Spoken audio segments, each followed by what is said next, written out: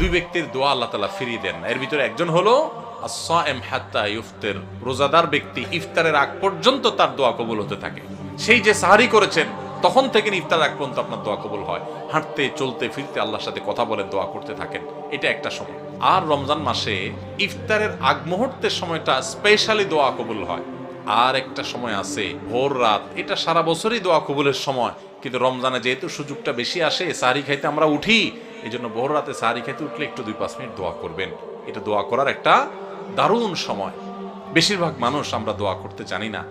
আপনি রমজানের রোজা অবস্থায় দোয়া কবুল হয়, সাহারিতে দোয়া কবুল হয়, দোয়া কবুলের সময়গুলো পাইছেন, কত বড় কপাল পড়া হলে আপনি হুজুরের টাকা দেবেন, হুজুর 200 টাকা দিয়েছে, আপনি দোয়া করে দেন। বুঝেন না আমার কথা? আল্লাহ আমাদেরকে দোয়ার গুরুত্ব বোঝার তৌফিক দান করেন। আমরা অনেকে দোয়া করি না কেন? আমরা মনে করি দোয়া করতে অনেক মায়ের পেজ দিয়া বলা লাগে বোধহয়, হুজুররা কি কি কয়, উর্দুতে, ফার্সিতে, আরবিতে কি কি গায়, এগুলো গায়া টাইয়া সুট টুট দিয়া দোয়া টোয়া করা লাগে আল্লাহর কাছে, নাহলে তো আল্লাহ শুনে না। আমি তো এগুলো পারি না, এই জন্য টাকা দিয়ে দিচ্ছি, হুজুর আপনি করে দেন। আসলে কি তাই?